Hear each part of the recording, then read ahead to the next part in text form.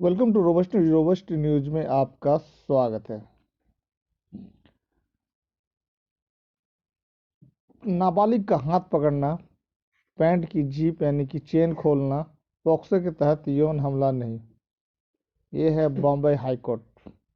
बीते 19 जनवरी को एक अन्य मामले में बॉम्बे हाई कोर्ट की इसी पीठ ने अपने एक बेहद विवादित फैसले में कहा था कि त्वचा से त्वचा का संपर्क हुए बिना नाबालिग पीड़िता का स्तन स्पर्श करना यौन अपराधों से बच्चों का संरक्षण करने संबंधी अधिनियम पॉक्सो के तहत यौन हमला नहीं कहा जा सकता। इस फैसले पर सुप्रीम कोर्ट रोक लगा चुका है।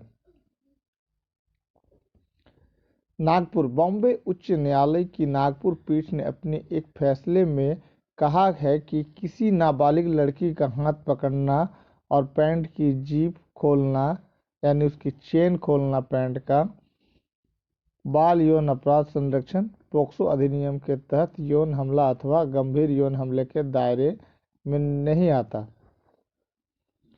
जस्टिस पुष्पा गनेडीवाला की एकल पीठ ने यह बात 15 जनवरी को एक याचिका पर सुनवाई के बाद अपने फैसले में कही।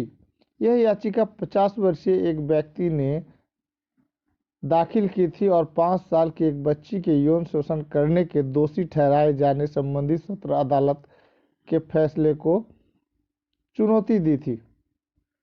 लिबनस कुजूर को अक्टूबर 2020 को आईपीसी की संबंधित धाराओं तथा पॉक्सो अधिनियम के तहत दोषी ठहराते हुए 5 वर्ष के कारावास की सजा सुनाई गई थी। जस्टिस गनेडीवाला ने अपने आदेश में कहा कि अभियोजन ने यह साबित किया है कि आरोपी ने पीड़िता के घर में प्रवेश, उसका सीलभंग करने अथवा यौन शोषण करने की नीयत से किया था, लेकिन वह यौन हमले अथवा गंभीर यौन हमले के आरोपों को साबित नहीं कर पाया है। उच्च न्यायालय ने कहा कि पॉक्सो अधिनियम के तहत यौन हमले की परिभाषा यह है कि सेक्स की मंशा रखते हुए यौन संबंध बनाए बिना शारीरिक संपर्क होना चाहिए। जस्टिस ने कहा, पीड़िता का हाथ पकड़ने अथवा पैंट की खुली जीभ जैसे कृत्य को कथित तौर पर अभियोजन की गवाह यानी पीड़िता की मां ने देखा है और इस अदालत का विचार है कि यह यौन हमले की परिभाषा के दायरे में नहीं आता। उच्च न्यायालय ने आगे कहा कि इस मामले के तथ्य आरोपों यानी कुजूर के खिलाफ आपराधिक आरोप तय करने के लिए पर्याप्त नहीं है। बता दें कि पॉक्सो कानून के तहत जब कोई यौन मंशा के साथ बच्ची या बच्चे के निजी अंगों, वक्ष को छूता है या बच्ची या बच्चे से अपना या किसी व्यक्ति के निजी अंग को छुआता है या यौन मंशा के साथ कोई अन्य कृत्य करता है जिसमें संभोग किए बगैर यौन मंशा से शारीरिक संपर्क शामिल हो, उसे यौन हमला कहा जाता है। अभियोजन के अनुसार कुंजूर 12 फरवरी 2018 को बच्ची के घर उस वक्त गया था जब उसकी मां घर पर नहीं थी। जब मां घर लौटी तो उसने देखा कि आरोपी उनकी बच्ची का हाथ पकड़े था और उसकी पैंट की जीभ खुली थी। लड़की की मां ने निचली अदालत में अपनी गवाही में कहा था कि उनकी बच्ची ने उन्हें बताया था कि आरोपी ने बच्ची से सोने के लिए बिस्तर पर चलने को कहा था। उच्च न्यायालय ने पॉक्सो अधिनियम की धारा 8 और 10 के तहत लगाए गए दोष को खारिज कर दिया, लेकिन अन्य धाराओं के तहत उसकी दोष सिद्धि बरकरार रखी थी। समाचार एजेंसी पीटीआई के मुताबिक अदालत ने कहा कि वह इस सजा को संशोधित कर रही है चूंकि कुजूर अब तक 5 महीने जेल में काट चुके हैं, जो इस अपराध के लिए पर्याप्त है।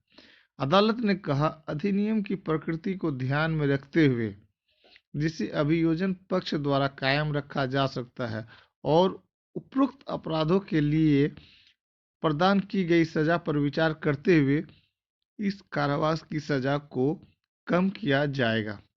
इसके साथ ही अदालत ने कहा कि यदि किसी अन्य मामले में उसकी आवश्यकता नहीं है तो आरोपी को रिहा किया जाए। मालूम हो कि बीते 19 जनवरी को एक अन्य मामले में बॉम्बे हाईकोर्ट की इसी पीठ ने अपने एक बेहद विवादित फैसले में कहा था कि त्वचा से त्वचा का संपर्क हुए बिना नाबालिग पीड़िता का स्तन स्पर्श करना यौन अपराधों से बच्चों का संरक्षण करने संबंधी अधिनियम पॉक्सो के तहत यौन हमला नहीं कहा जा सकता। पीठ ने इस आधार पर एक शख्स को पॉक्सो कानून के तहत यौन उत्पीड़न के मामले से बरी कर दिया था। नागपुर खंडपीठ की जस्टिस पुष्पा गनडीवाला ने अपने फैसले में कहा था कि यौन हमले की घटना मानने के लिए यौन इच्छा के साथ त्वचा से त्वचा का संपर्क होना चाहिए। कई सामाजिक और बाल अधिकार कार्यकर्ताओं ने इस फैसले की तीखी आलोचना की थी। कार्यकर्ताओं का कहना था कि यह बिल्कुल अस्वीकार्य, अपमानजनक और घृणित है और इसे वापस लिया जाना चाहिए। इसके बाद बीते 27 जनवरी को सुप्रीम कोर्ट ने बॉम्बे हाईकोर्ट के इस फैसले पर रोक लगा दिया था। इसके अलावा शीर्ष अदालत ने आरोपी और महाराष्ट्र सरकार को नोटिस भी जारी किए और 2 सप्ताह में जवाब देने को कहा। खबर कैसी लगी? चैनल को सब्सक्राइब करें, कमेंट में अपनी राय दें। आपका दिन शुभ रहे। Thanks audience, thanks listener. Channel पे बने रहने के लिए बहुत बहुत धन्यवाद। हम अब खबर आपको देंगे एक और भी चौंकाने वाला। एक व्यक्ति द्वारा पीड़िता का मुंह बंद करना, बिना हाथापाई उसके कपड़े उतारना असंभव, ये कहना हाईकोर्ट का। बॉम्बे हाईकोर्ट की नागपुर पीठ की जस्टिस पुष्पा गनडीवाला ने नाबालिग लड़कियों के साथ बलात्कार के 2 आरोपियों को यह कहते हुए बरी कर दिया था कि पीड़िता की गवाही आरोपी को अपराधी ठहराने का भरोसा कायम नहीं करती है। इसी पीठ ने लड़की के वक्ष स्थल को छूने के एक आरोपी को यह कहते हुए बरी कर दिया था कि त्वचा से त्वचा का संपर्क नहीं हुआ था। बाल यौन अपराध संरक्षण पॉक्सो अधिनियम के तहत यौन हमले की अपनी व्याख्या के लिए आलोचनाओं का सामना कर रही बॉम्बे उच्च न्यायालय की न्यायाधीश ने हाल ही में 2 अन्य मामलों में अपने फैसले में नाबालिग लड़कियों के साथ बलात्कार के 2 आरोपियों को यह कहते हुए बरी कर दिया था कि पीड़िता की गवाही आरोपी को अपराधी ठहराने का भरोसा कायम नहीं करती है। बॉम्बे हाईकोर्ट की नागपुर पीठ की जस्टिस पुष्पा गनडीवाला ने हाल ही में अपने एक फैसले में 12 साल की लड़की के वक्ष स्थल को छूने के आरोपी को यह कहते हुए बरी कर दिया था कि त्वचा से त्वचा का संपर्क नहीं हुआ था। एक अन्य फैसले में जस्टिस गनडीवाला ने कहा था कि 5 साल की बच्ची का हाथ पकड़ना और पैंट की चेन खोलना पॉक्सो अधिनियम के तहत यौन हमले के दायरे में नहीं आता। इसके अलावा जस्टिस गनडीवाला ने अपने 2 अन्य फैसलों में नाबालिग लड़कियों के साथ बलात्कार के 2 आरोपियों को यह कहते हुए बरी कर दिया था कि पीड़िता की गवाही आरोपी को अपराधी ठहराने का भरोसा कायम नहीं करती है। ताज़ा मामले में उन्होंने अपने एक फैसले में कहा, निस्संदेह पीड़िता की गवाही आरोपी को दोषी ठहराने के लिए पर्याप्त है, लेकिन इसे अदालत का विश्वास कायम करने वाला भी होना चाहिए। जस्टिस गनडीवाला ने अपने दूसरे फैसले में कहा कि बलात्कार के मामले में पीड़िता का बयान आपराधिक जिम्मेदारी तय करने के लिए पर्याप्त है, लेकिन इस मामले में पीड़िता की गवाही के स्तर को देखते हुए अपीलकर्ता को 10 वर्ष के लिए सलाखों के पीछे भेजना घोर अन्याय होगा।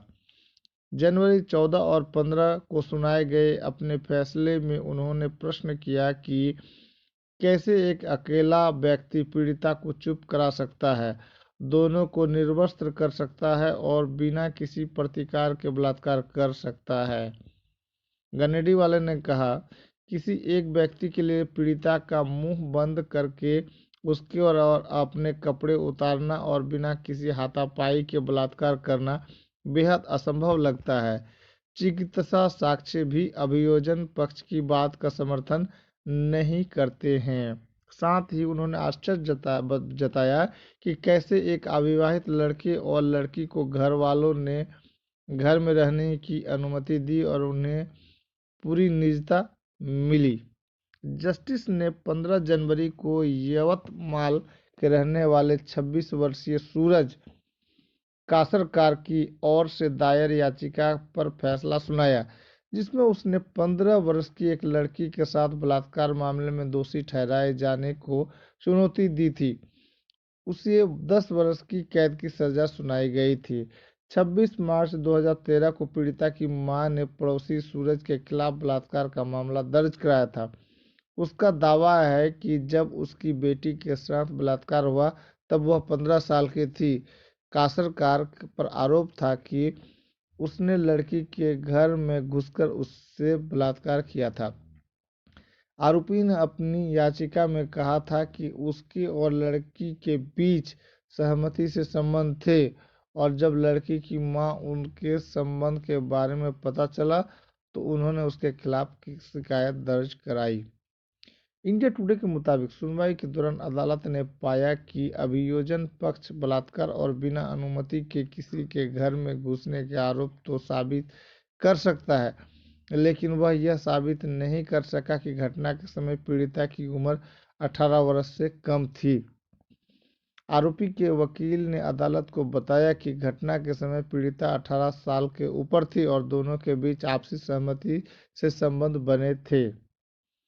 जस्टिस गनेडीवाला ने कहा, पीड़िता, उसकी मां के बयान और उसके जन्म प्रमाण पत्र से जुड़े मिले मेडिकल साक्ष्य इस तथ्य को साबित नहीं करते हैं कि उस समय पीड़िता की उम्र 18 वर्ष से कम थी। इसके बाद जस्टिस गनेडीवाला ने आरोपी को बरी करते हुए कहा कि कथित जबरन यौन संबंध का कृत्य सामान्य आचरण के संबंध में विश्वास योग्य नहीं है। इसके अलावा जस्टिस गनेडीवाला ने 14 जनवरी के जिस मामले में अपना फैसला सुनाया वह 27 वर्षीय जागेश्वर कवले से जुड़ा है।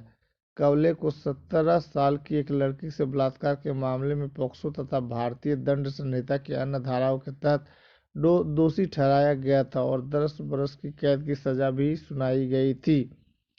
अभियोजन के अनुसार आरोपी लड़की को 2 महीने के लिए अपनी बहन के घर ले गया और उसके साथ अनेक बार संबंध बनाया।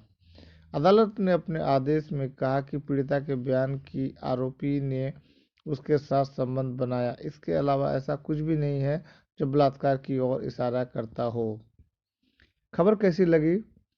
चैनल को सब्सक्राइब करें और इस कोर्ट के दिए गए फैसले के बारे में अपनी राय कमेंट पर ज़रूर लिखें और हकीकत को ज़्यादा से ज़्यादा फैलाने की कोशिश करें। क्या ये न्याय सही हो रहा है कोर्ट में या फिर क्या होना चाहिए?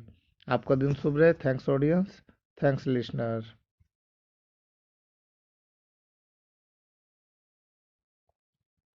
Welcome to Robust News. Robust News में आपका स्वागत है। आज हम बात करेंगे सोनोग्राफी का, तो बने रहेंगे चैनल पर। अगर आप चैनल पर नए हैं तो चैनल को सब्सक्राइब कर लें और कमेंट पे अपनी राय जरूर दें।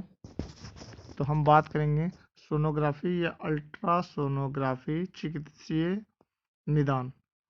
निदान यानी डायग्नोस्टिक। सोनोग्राफी एक महत्वपूर्ण साधन है। यह प्रस्रव ध्वनि पर आधारित एक चित्रांकन इमेजिंग तकनीक है। चिकित्सा क्षेत्र में इसके कई उपयोग हैं, जिसमें से गर्भ अवस्था में गर्भस्थ शिशु के स्वास्थ्य के बारे में जानकारी की प्राप्ति सर्वाधिक जानी मानी है। भौतिकी में ऐसे तरंगों को प्रस्रव कहते हैं जो मानव के कानों से सुनने योग्य आवृत्ति से अधिक की हो। प्राय 20,000 हर्ट्ज से अधिक आवृत्ति की तरंगों को प्रस्रव कहा जाता है। वास्तव में निदान के लिए प्रयुक्त प्रस्रव सेंसर प्राय 2 से 18 मेगाहर्ट्ज पर काम करते हैं, जो कि मानव द्वारा सुनने योग्य आवृत्ति से सैकड़ों गुना अधिक है। अधिक आवृत्ति की प्रस्रव तरंग कम गहराई तक घुस पाती है, लेकिन इससे बना चित्र अधिक स्पष्ट यानी अधिक रिजोल्यूशन वाला होता है। प्रस्रव तरंग का उपयोग पनडुब्बी चलाने के लिए किया जाता है। अब इसका सिद्धांत क्या है वो भी हम बता देते हैं। किसी प्रस्रव उत्पादक स्रोत ट्रांसड्यूसर के द्वारा उत्पन्न तरंग जब शरीर के अंदर गमन करती है तो शरीर के विभिन्न भाग इसे कम या अधिक मात्रा में लौटा देते हैं, परावर्तित यानी कि रिफ्लेक्ट करते हैं। इन लौटी हुई तरंगों को एक स्कैनर में लिया जाता है जो इन्हें विद्युत संकेतों में बदल देता है। फिर ये विद्युत संकेत एक संगणक यानी कंप्यूटर में जाते हैं जो आवश्यक गणना करके उपयुक्त छवि यानी इमेज का निर्माण करता है। इससे सूक्ष्म तरंग निकलती है। उम्मीद करते हैं आपको ये वीडियो अच्छा लगा होगा, जानकारी अच्छी लगी होगी। कमेंट पर अपनी राय दें। आपका दिन शुभ है। Thanks audience, thanks listener.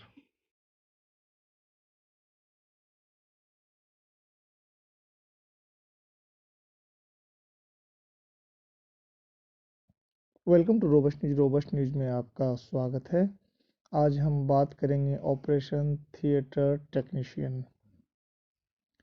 वे छात्र जो सीधे डॉक्टरी के लिए चुन लिए जाते हैं यानी एमबीबीएस के लिए चुन लिए जाते हैं, उनकी बात निराली है। परंतु जो इसमें विफल हो जाते हैं उनके लिए भी मेडिकल का क्षेत्र बंद नहीं होता है।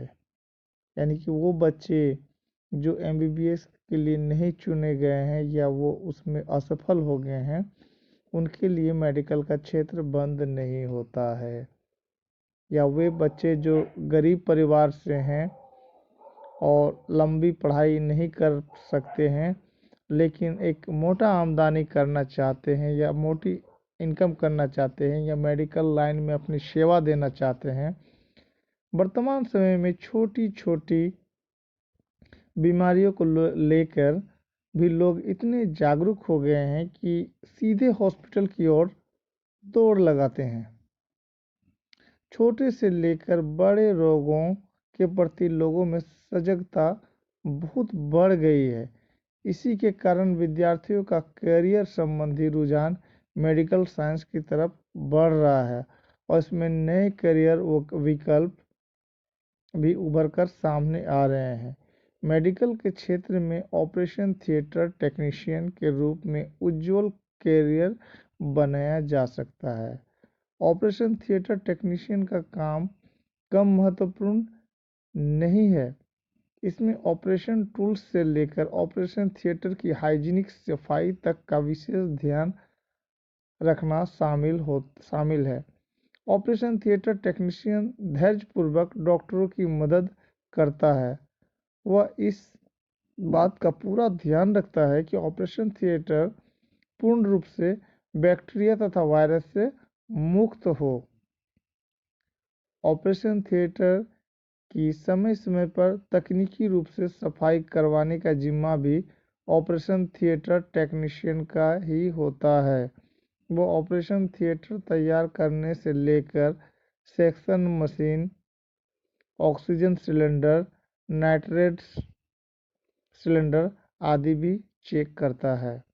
ऑपरेशन थिएटर टेक्नीशियन के 3 वर्षीय कोर्स के अंतर्गत anatomy, physiology, biochemistry, clinical biochemistry, microbiology, parasitology, serology, virology, clinical pathology, haematology और blood banking management, histopathology, operation theatre management and ethics, operation theatre planning and organising, communication, personal development and relation आदि का गहनता से अध्ययन कराया जाता है।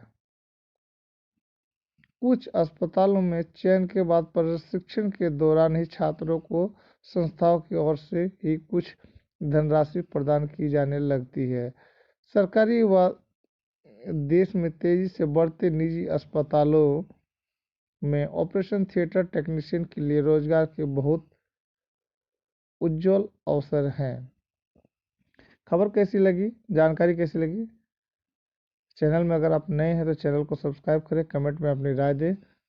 आपका दिन शुभ रहे। Thanks audience, thanks listener.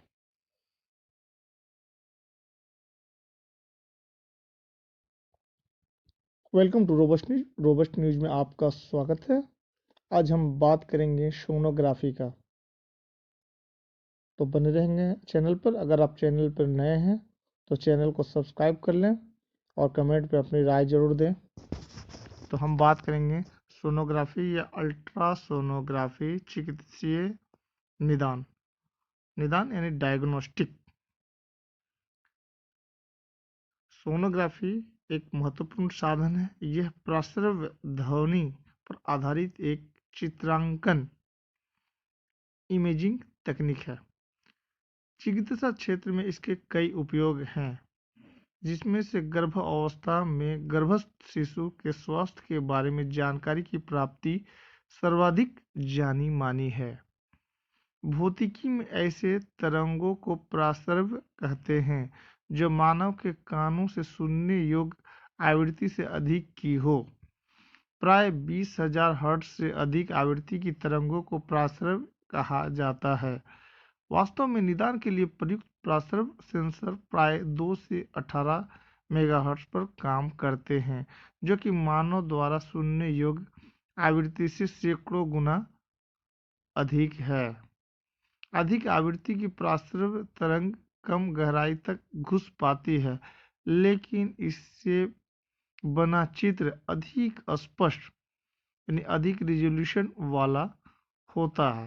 प्रस्रव तरंग का उपयोग पनडुब्बी चलाने के लिए किया जाता है।